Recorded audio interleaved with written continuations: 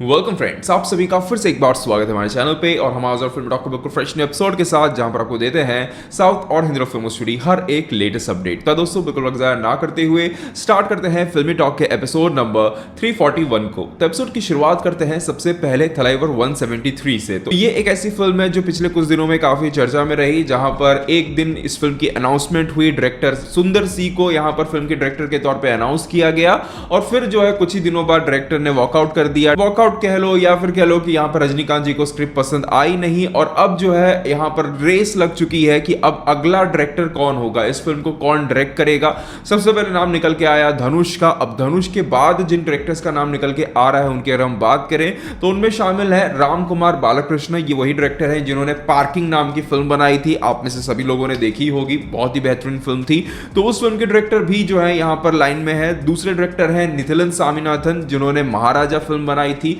तो ये दोनों डायरेक्टर्स यहां पर रेस में है। इसके अलावा भी यहां पर बताया जा रहा है कि इनको मिलाते हुए कुल टोटल 8 ऐसे डायरेक्टर्स हैं जिनके साथ फिल्म के जो प्रोडक्शन हाउस है यहां पर स्टोरी नरेशन वगैरह जो है सुन रही है और यहां पर इन सभी को लाइनअप में रखी हुई है। और इस लाइनअप के अंदर अब बताया जा रहा है कि कार्तिक सुब्बराज भी शामिल है। और मेरा ऐसा पर्सनली मानना है कि अगर कार्तिक सुब्बराज इस लाइनअप के अंदर है तो सबसे ज्यादा चांसेस उन्हीं के बन जाते हैं। पर देखना फिर अगेन इंटरेस्टिंग ये होगा कि ये जो नए दो डायरेक्टर्स हैं यानी कि राम कुमार और निथिलन स्वामीनाथन, ये लोग क्या कुछ फ्रेश स्क्रिप्ट के साथ आते हैं। मतलब इनकी दो फिल्में जो रिलीज हुई हैं वो कोई इसे मास कमर्शियल फिल्में नहीं है, इतने बड़े स्केल की फिल्में इन्होंने अभी तक नहीं बनाई है। तो ये दोनों डायरेक्टर्स किस तरीके की फिल्म यहां पर लेके आ रहे हैं रजनीकांत जी के लिए, ये सभी चीजें आने वाले दिनों में देखना काफी इंटरेस्टिंग होगा। वैसे आप पर्सनली क्या चाहते हो कि तलाइवर 173 या फिर रजनीकांत जी को आने वाले समय में किस डायरेक्टर के साथ काम करना चाहिए, कमेंट सेक्शन में जरूर बताइएगा। इसके अलावा आज की जो अगली अपडेट निकल के आ रही है वो है सूर्या की कुछ अपकमिंग फिल्मों से। तो आप सभी को पता है कि सूर्या की एक फिल्म करुप्पु जो है रिलीज को तो कब से तैयार है बट रिलीज हो नहीं पा रही है, ओटीटी डील वगैरह मिल नहीं रही है, जिस कारण से ये फिल्म इस साल अब रिलीज ही नहीं हो पाई। तो अब बताया जा रहा है कि जो ओटीटी डील थी वो लॉक हो चुकी है और जल्दी फिल्म की रिलीज डेट को जो है अनाउंस कर दिया जाएगा। बट यहां पर देखने वाली बात यह आ रही है कि यहां पर बताया जा रहा है कि जो रिलीज डेट यहां पर मिली है फिल्म को, वो रिलीज डेट बहुत ही नजदीक है, करीब है। यहां पर सूर्या की ही अगली फिल्म या फिर कहें सूर्या 46 जिसको डायरेक्ट कर रहे हैं वेंकी अटलूरी, बताया जा रहा है कि उस फिल्म के मेकर्स ने भी जो है सेम उसी डेट के आसपास ही जो है अपनी फिल्म की डेट को रखा हुआ है। और अगर यहां पर बताया जा रहा है कि चलो मान लेते हैं कि यहां पर अगर उन्होंने करुप्पु के लिए यहां पर वो स्लॉट खाली कर दिया, अपनी फिल्म को थोड़ा सा आगे पोस्टपोन कर लिया, तब भी बताया जा रहा है कि अगर ऐसा होता भी है तो फिर जो नई डेट कहीं पर आएगी या फिर जो भी ओटीटी के हिसाब से आएगी वहां पर भी बताया जा रहा है कि फिर जो होगा यहां पर जो जित्तू माधवन जिन्होंने आवेशम फिल्म बनाई थी उनके साथ सूर्या जो फिल्म करने वाले हैं उस फिल्म की रिलीज डेट और यहां पर सूर्या 46 की जो रिलीज डेट रहेगी वो फिर से अगेन बहुत ही नजदीक आ जाएगी। तो ये चीज यहां पर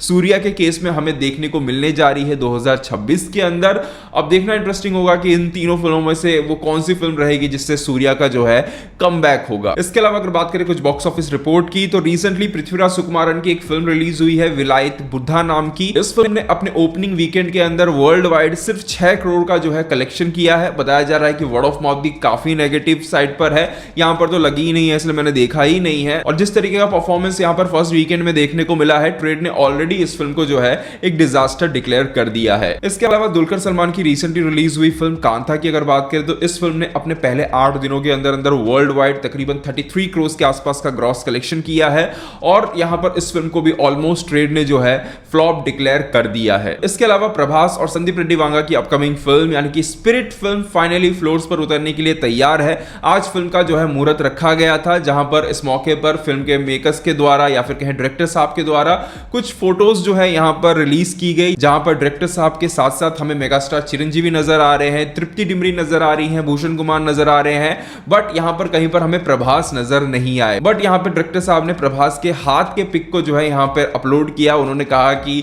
मुझे पता है कि प्रभास का हाथ का ही ये पिक काफी है आप लोगों को एक्साइट करने के लिए, सेटिस्फाई करने के लिए, तो वो उन्होंने जो है रिलीज किया। यहां पर मे भी हो सकता है कि लुक को जो है रिवील नहीं करना चाहते होंगे, इस कारण से शायद उन्होंने यहाँ पर प्रभास की किसी फोटो को जो है रिलीज नहीं किया होगा। बताया जा रहा है कि इस फिल्म के अंदर प्रभास के 3 लुक्स जो है हमें देखने को मिल सकते हैं। बताया जा रहा है कि तीनों लुक्स के लिए जो है अभी रिसेंटली जो है लुक टेस्ट वगैरह भी जो है कंप्लीट हो चुका है और दिसंबर के सेकेंड वीक से जो है फिल्म की शूटिंग को स्टार्ट करवाया जाएगा। प्रभास की बात करें तो प्रभास के लिए कहा जा रहा है कि प्रभास इस फिल्म की शूटिंग को जनवरी से जो है यहां पर ज्वाइन करेंगे, जहां पर जैसा कि हमने पहले ही खबरों में सुना हुआ है कि यहां पर संदीप रेड्डी वांगा नहीं चाहते हैं कि यहां पर प्रभास स्पिरिट के दौरान किसी और फिल्म को शूट करे, और अभी भी जो खबर निकल के आ रही है उस मुताबिक ऐसा ही होने वाला है कि यहां पर प्रभास जनवरी से जैसे ही स्पिरिट फिल्म की शूटिंग स्टार्ट करेंगे उस दौरान वो और किसी भी फिल्म की शूटिंग नहीं करने वाले हैं। बताया जा रहा है कि तकरीबन 120 दिन का जो है यहां पर डेट दिया हुआ है प्रभास ने डायरेक्टर साहब को, और डायरेक्टर साहब को उन 120 दिनों के अंदर ही बताया जा रहा है सभी चीजों को कंप्लीट करना है। अब देखना इंटरेस्टिंग ये होगा कि क्या इस शूटिंग के दौरान फौजी फिल्म की शूटिंग पर कोई असर पड़ता है या नहीं, या फिर उससे पहले ही सब चीजें निपटा दी जाएगी,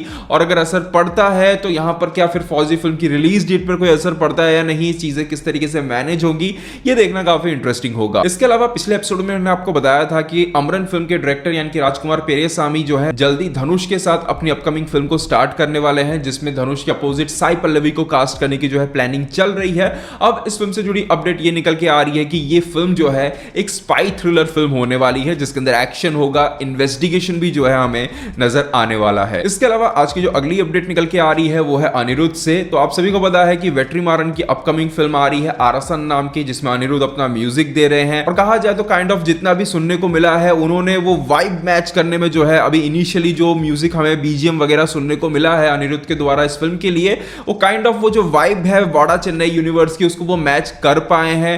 एक पॉइंट पर अगर आप नहीं सुनोगे, मतलब आपको नहीं पता होगा कि ये म्यूजिक अनिरुद्ध का है, तो आपको लगेगा ही, आप विश्वास भी कर लोगे कि ये संतोष नारायण का ही म्यूजिक है, तो वो वाइब को वो मैच करने में कामयाब रहे हैं। अब इससे जुड़ी खबर ये निकल के आ रही है कि देखिए अनिरुद्ध का आज की डेट में जो मार्केट प्राइस है, मतलब अनिरुद्ध एक फिल्म के लिए मिनिमम आज की डेट में 15 करोड़ जो है चार्ज करते हैं, बट वेट्रीमारन की फिल्म है, आप सभी को पता है इतने बड़े बजट की वो फिल्में बनाते भी नहीं है, और रिसेंटली विडतलई के साथ जो सभी हुआ वो जितनी बजट पे गई तो उतना पैसा अब इस फिल्म पे वैसे भी नहीं लगने वाला है। दोनों के बीच में दोस्ती भी अच्छी बताई जा रही है, जिस कारण से बताया जा रहा है कि अनिरुद्ध ने जो है यहां पर अपनी फीस इस फिल्म के लिए कम की। बताया गया है कि तकरीबन 8 करोड़ में अनिरुद्ध ने जो है इस फिल्म में म्यूजिक देने के लिए राजी हुए थे, और अब खबर निकल के ये आ रही है कि अब क्योंकि अनिरुद्ध इस फिल्म के लिए ऑलरेडी कम फीस ले रहे हैं, तो फिल्म के जो प्रोड्यूसर हैं उन्होंने डिसाइड किया है कि फिल्म के जो म्यूजिक राइट्स हैं वो अनिरुद्ध को बेच दिए जाएंगे, यानी कि अनिरुद्ध को दे दिए जाएंगे, बेच दिए जाएंगे इन द सेंस वो अनिरुद्ध को दे दिए जाएंगे। और इसी के साथ खबर यह है कि अनिरुद्ध जल्द ही जो है